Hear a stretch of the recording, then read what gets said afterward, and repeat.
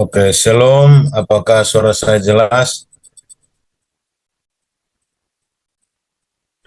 Jelas, Oke, Kak. puji Tuhan,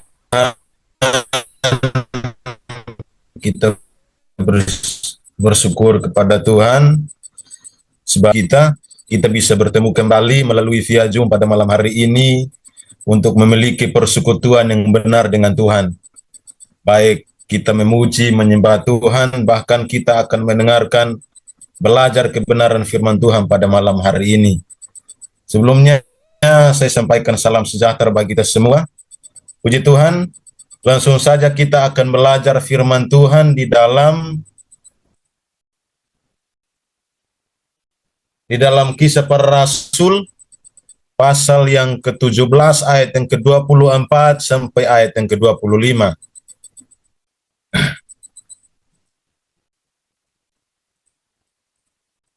Kisah Para Rasul pasal 17 ayat yang ke-24 sampai 25, saya akan membacakan bagi kita semua dan teman-teman simak dalam Alkitab masing-masing. Kisah Para Rasul pasal yang ke-17 ayat yang ke-24 sampai ayat yang ke-25, demikian kebenaran firman Tuhan.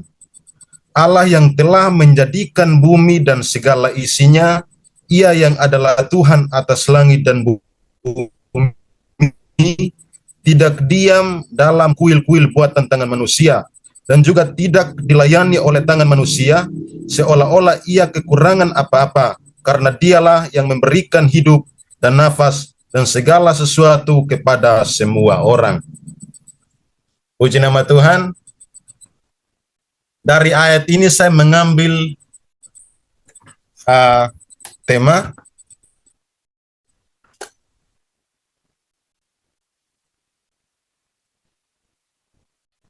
dari ayat ini saya mengambil tema adalah Tuhan Aseiti. Nah, teman-teman yang saya kasihi dalam Tuhan Yesus Kristus, sebelum kita masuk dalam pembahasan kita atau pembelajaran kita melalui tema kita pada saat malam hari ini, kita melihat konteks dari ayat yang kita akan belajar pada malam hari ini. Konteks dari kedua ayat ini, ketika Paulus bersama kedua anak didiknya atau kedua partner kerjanya, yaitu Silas dan Timotius, ketika mereka masuk ke kota Athena untuk berkhotbah atau memberitakan kebenaran firman Tuhan. Dan kalau kita melihat dalam konteks dari kedua ayat ini, ketika Paulus sampai masuk di kota Athena, rupanya Paulus sangat sedih karena ia melihat kota Athena itu penuh dengan patung-patung berhala. Ya. Paulus bahkan melihat bahwa orang-orang Athena pada saat itu mereka selalu beribadah atau menyembah kepada dewa-dewa mereka. Jadi, saudara-saudara yang diberkati oleh Tuhan, ini adalah konteks dari kedua ayat yang akan kita belajar pada saat malam hari ini. Nah, kita masuk dalam tema kita. Tema kita adalah Tuhan Aseiti.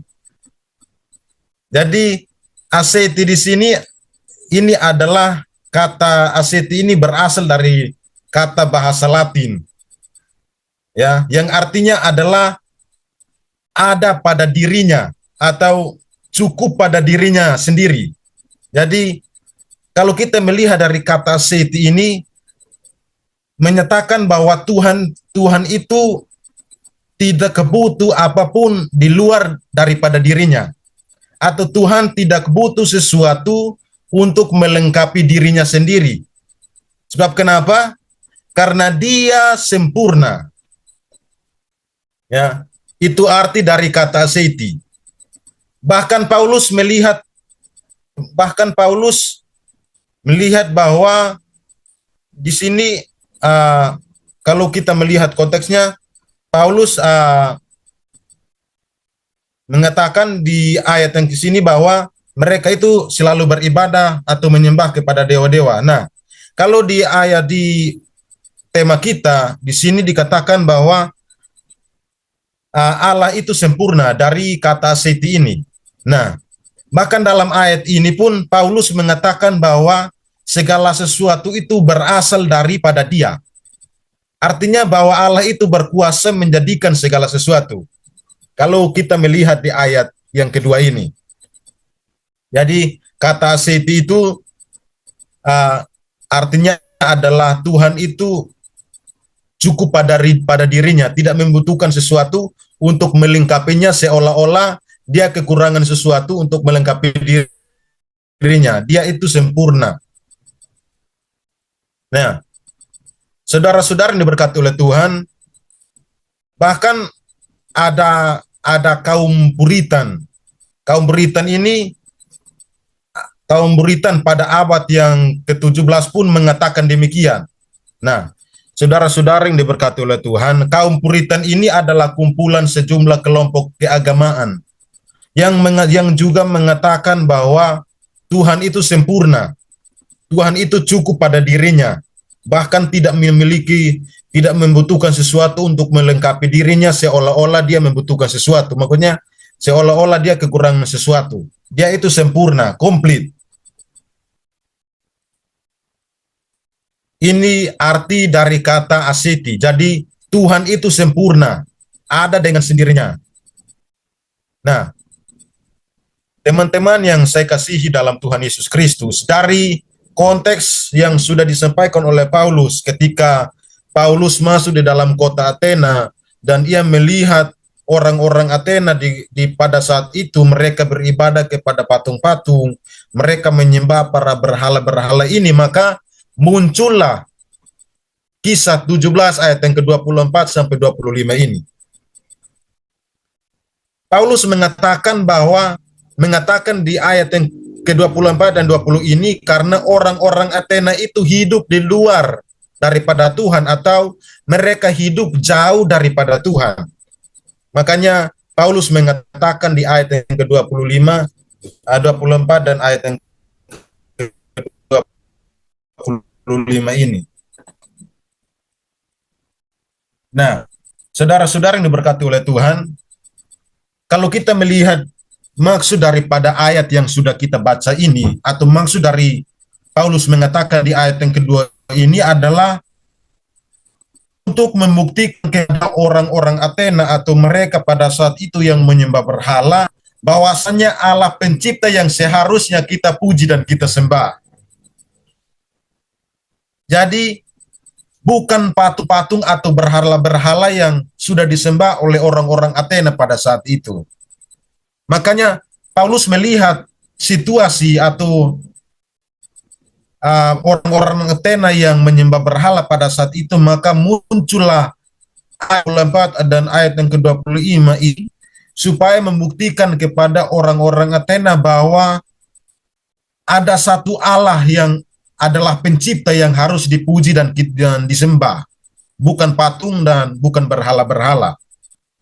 Nah, saudara-saudara dikasihi oleh Tuhan, Paulus juga sengaja mengatakan demikian di ayat yang ke-24 dan 20 ini untuk membuktikan kepada orang-orang Athena bahwa apa yang mereka sembah itu atau patung mereka atau sembahan mereka atau berhala mereka itu tidak bisa menciptakan sesuatu.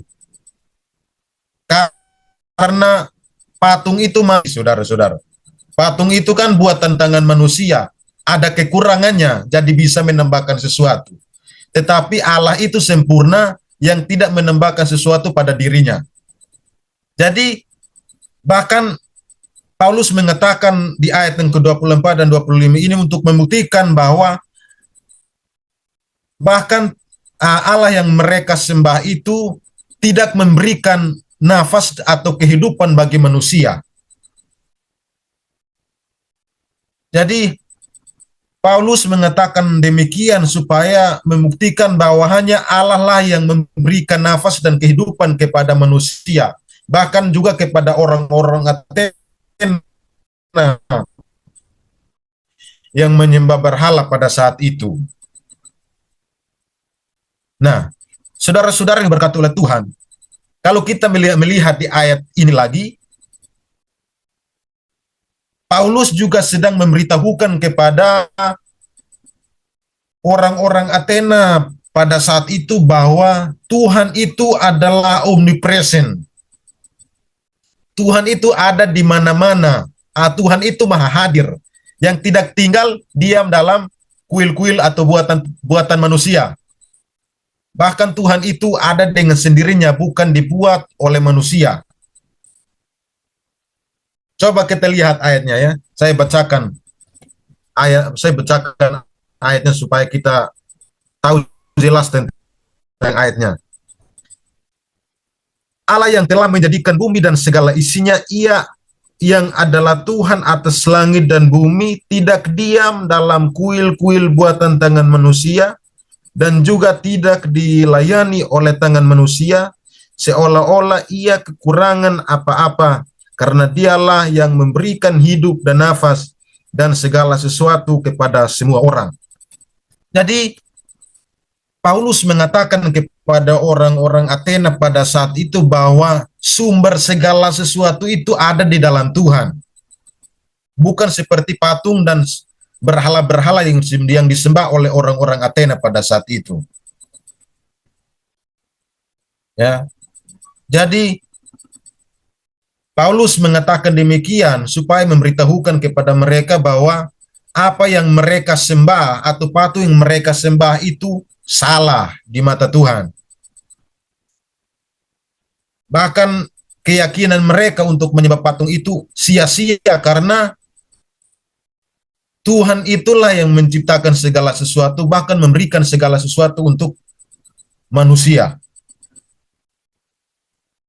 Nah, saudara-saudara yang berkati oleh Tuhan, di ayat yang ke-25 dikatakan bahwa karena dialah yang memberikan hidup dan nafas dan segala sesuatu kepada semua orang. Jadi Paulus juga memberitahukan bahwa Allah itu bisa memberi segala sesuatu bagi kehidupan kita sebagai manusia. Kalau Paulus melihat hal ini dari sembahannya orang-orang Athena pada saat itu, bahwa patung mereka atau sembahan mereka, berhala mereka tidak bisa memberi sesuatu kepada manusia, hanya Tuhan sendiri.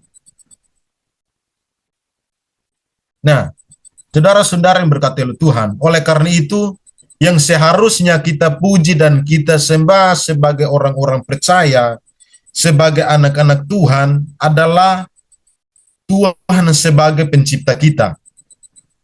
Bukan patung-patung atau berhala-berhala seperti yang disembah oleh orang-orang Athena pada saat itu. Sekalipun kita orang-orang Kristen atau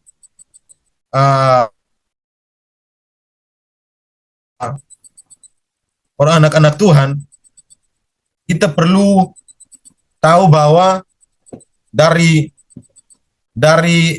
konteks atau penjelasan Paulus di dalam ayat yang ke-24 dan 25 ini menunjukkan kita kepada kita sebagai orang-orang percaya mengerti bahwa sumber segala sesuatu itu hanya daripada Tuhan.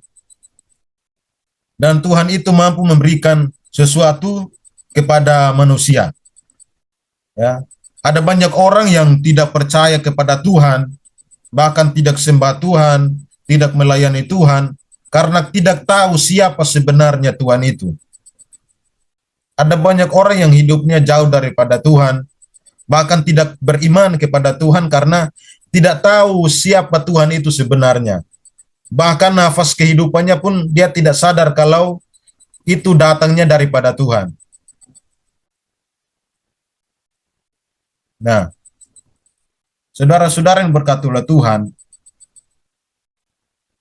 firman Tuhan menyadarkan kita sebagai orang percaya bahwa orang yang sadar bahwa kalau nafas kehidupan ini berasal daripada Tuhan, pasti percaya dan menyembah Tuhan, bukan patung-patung atau berhala-berhala.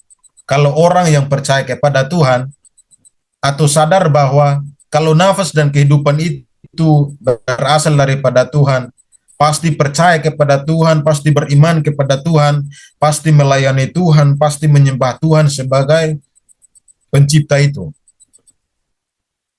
Dan ini pelajaran yang paling penting bagi kehidupan kita sebagai manusia, sebagai anak-anak Tuhan, sebagai orang-orang percaya, sebagai anak-anak muda, bahwa kita harus mengutamakan Tuhan dalam hidup kita. Kita harus mengatakan dalam hati kita, dalam pikiran kita bahwa saya butuh Tuhan.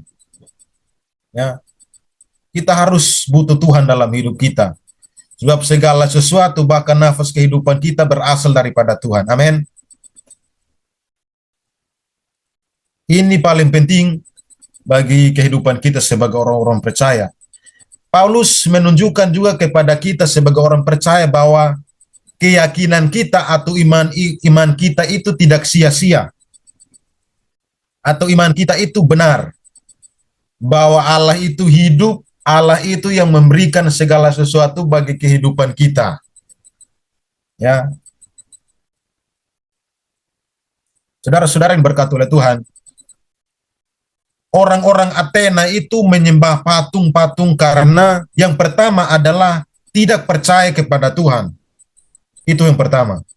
Orang-orang Athena menyembah berhala-berhala, patung-patung karena yang pertama adalah tidak percaya kepada Tuhan, tidak beriman, tidak memiliki keyakinan kepada Tuhan. Yang kedua adalah tidak sadar bahwa nafas kehidupan mereka itu berasal daripada Tuhan. Makanya Paulus mengatakan bahwa di ayat yang ke-25 dikatakan bahwa karena dialah yang memberikan hidup dan nafas dan segala sesuatu kepada semua orang. Paulus membuktikan kepada orang-orang Athena pada saat itu bahwa yang mereka sembah itu salah karena mereka itu hidup dan nafas yang mereka miliki adalah daripada Tuhan, bukan daripada patung mereka atau berhala mereka. Jadi Paulus juga sedang membuktikan atau membuktikan imannya kepada orang-orang Athena pada saat itu. Kalau kita melihat di ayat ini, Paulus membuktikan keyakinannya bahwa Paulus itu percaya kepada Tuhan, bukan seperti orang-orang Athena pada saat itu yang menyembah berhala, patung-patung yang bukan hidup tetapi mati.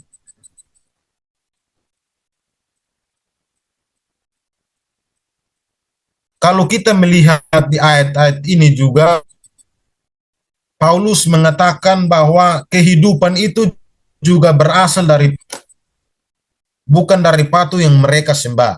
Dan ini penting bagi kehidupan kita, supaya selagi kita masih ada di dunia ini, kita butuh Tuhan, karena segala sesuatu itu daripada Tuhan, bahkan nafas kehidupan kita. Kalau kita mempersiapkan hidup kita untuk hal yang tidak baik, kita menggunakan waktu kita dengan hal-hal yang tidak berkenan di hadapan Tuhan, maka ini menjadi pertanyaan bagi kita sebagai orang percaya, apakah kita benar-benar memiliki keyakinan penuh akan Tuhan. Karena orang yang percaya kepada Tuhan akan melakukan segala sesuatu, menggunakan nafas hidupnya, menggunakan kehidupannya untuk Tuhan, bukan untuk berhala-berhala. Dan ini penting, saudara-saudara, teman semua yang saya kasih di dalam Tuhan, supaya kita tahu bahwa selagi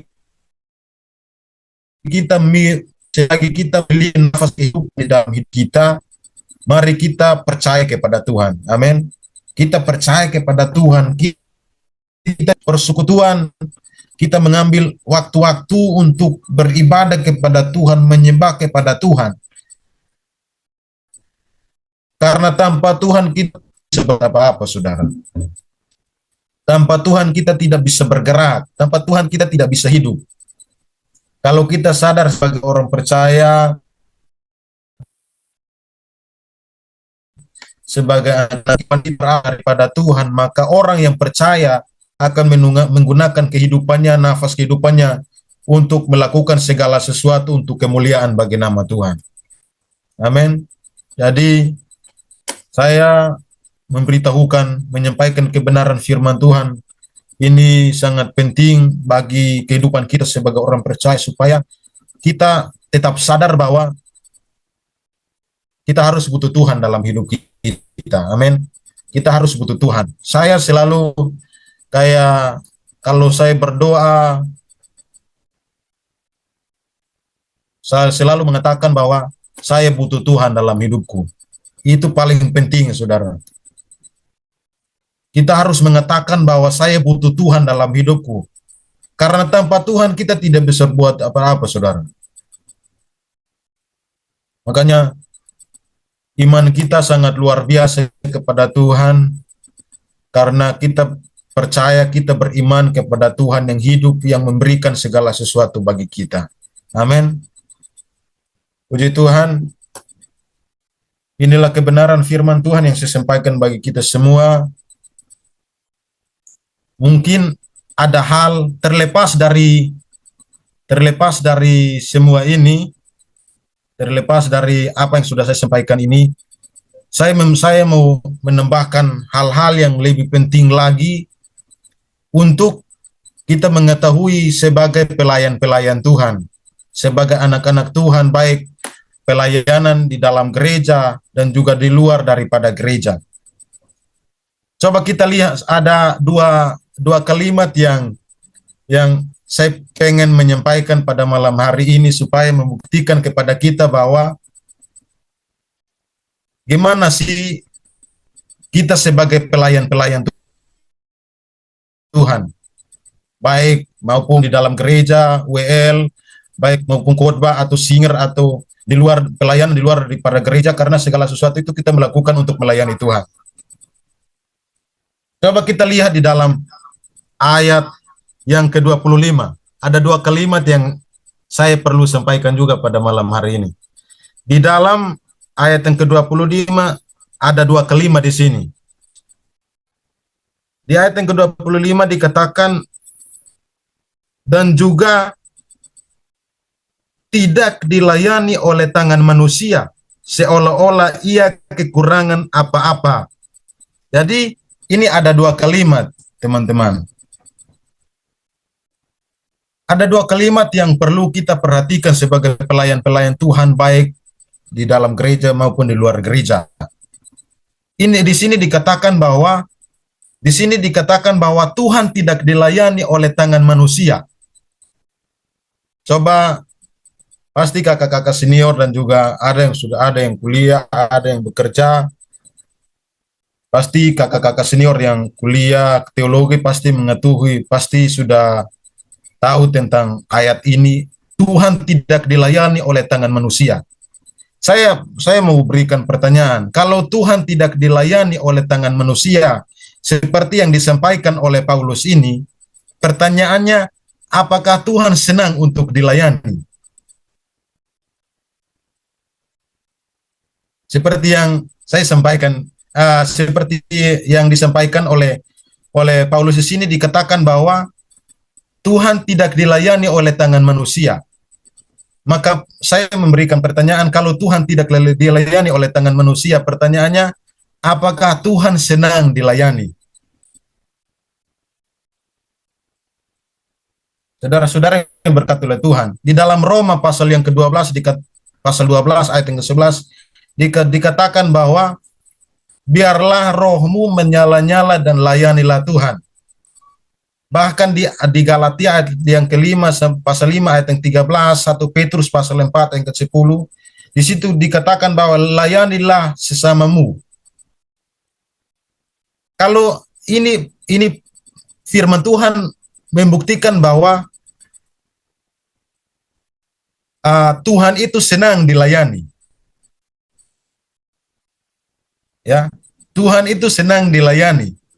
Tapi ada pertanyaan lagi, apakah Tuhan itu butuh dilayani. Ya, kalau Tuhan senang dilayani, saya yes. Ya, kalau Tuhan senang dilayani, saya setuju karena karena Alkitab membuktikan bahwa kalau Alkitab mengatakan bahwa biarlah rohmu menyala-nyala, berarti Tuhan Alkitab membuktikan bahwa Tuhan itu senang dilayani. Tapi saya setuju kalau Tuhan sedang dilayani. Tapi ada pertanyaan lagi, apakah Tuhan itu butuh dilayani? Karena dikatakan di sini bahwa dan juga tidak dilayani oleh tangan manusia seolah-olah ia kekurangan apa-apa. Jadi Tuhan itu sempurna, tidak kekurangan sesuatu apapun dalam dirinya. Ya. Tuhan itu sempurna, bahkan dialah yang memberikan segala sesuatu untuk kita sebagai manusia. Ya. Tuhan itu tidak kekurangan sesuatu apapun. Ya. Tuhan itu senang dilayani. Bahkan saya harus mengatakan kepada kita semua bahwa saya berkhotbah atau saya menyampaikan firman Tuhan ini pun Tuhan tidak butuh saya untuk menyampaikan firman Tuhan. Tetapi Tuhan itu senang dilayani. Bahkan saya berkhotbah atau menyampaikan firman Tuhan itu karena saya bersyukur Tuhan sudah menyelamatkan saya, Tuhan sudah memberikan yang segala sesuatu untuk saya, maka saya harus melayani Tuhan. Dan Tuhan itu senang untuk dilayani, saudara-saudara. Dan ini sangat penting bagi kehidupan kita sebagai pelayan-pelayan Tuhan, supaya ketika kita berkhotbah atau ketika kita melayani Tuhan, singer atau khotbah atau apapun, jangan kita mengatakan bahwa saya berkhotbah karena Tuhan itu butuh saya. Atau karena saya melayani, atau saya singer, atau saya WL karena Tuhan butuh saya. Tidak, saudara. Tuhan itu tidak membutuhkan sesuatu dalam dirinya. Dia hanya senang untuk kita layani. Dan kita harus melayani Tuhan karena kita mengasihi Tuhan. Kita harus melayani Tuhan karena kita bersyukur Tuhan sudah menyelamatkan kita.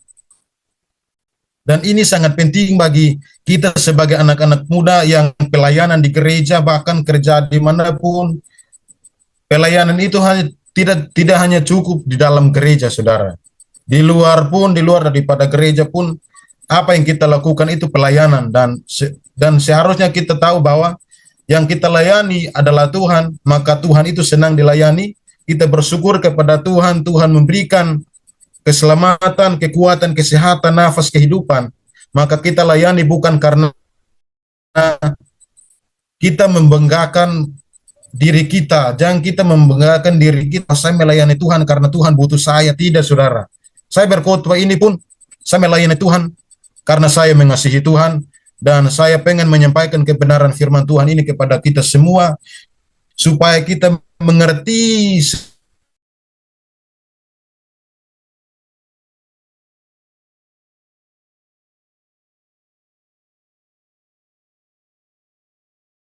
firman. Jadi saya bersyukur pada malam hari ini, teman semua, saudara-saudara semua yang hadir pada saat malam hari ini. Saya bersyukur kita mengambil waktu untuk menyembah Tuhan karena kita mengasihi Tuhan, dan kita memuji dan menyembah Tuhan karena Tuhan sudah menyelamatkan kita. Amin.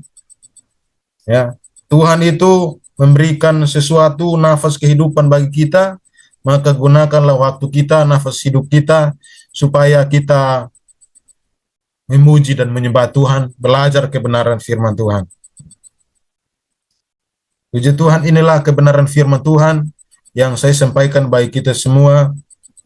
Biarlah firman Tuhan ini dapat menguatkan iman percaya kita kepada Tuhan, dapat menguatkan iman kita, supaya kita tetap berpegang teguh kepada Tuhan pencipta kita, dan Tuhan yang segala sesuatu memberikannya kepada kita. Puji Tuhan, inilah firman Tuhan yang saya sampaikan bagi kita. Tuhan Yesus memberkati.